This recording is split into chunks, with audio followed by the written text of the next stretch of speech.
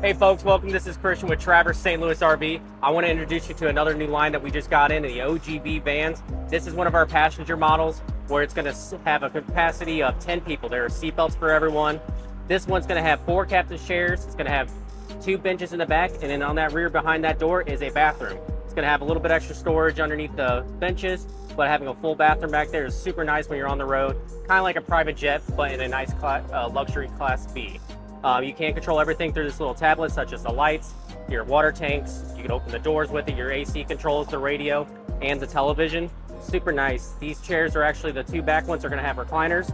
These 2 right here are also going to be heated seats as well, plus little pop-up tables. So if you're on the road and need to get a couple hours of work in, you could go ahead and hook up right here, have a laptop. Super nice with these little tablets. You could turn it down, open up your shades, everything on a press of a button. There are 3 of them on the board. You have one here for removable.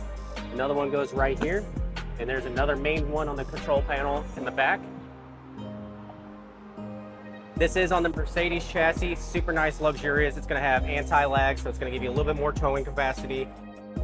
A little better miles per gallon, more torque, and more horsepower compared to the older models. The early 24s, they had the 3-liter V6, but now they went to the 2-liter 4-cylinder with the turbo. Much more efficient, softer ride. These 2 models that we do have here with the OGVs have the upgraded suspension, full body paint, and all the solar packages on here as well. If you have questions about this model or want to learn more information, reach out to us. My name is Christian at Travers St Louis RV, and I'll have my contact and my info in the captions below.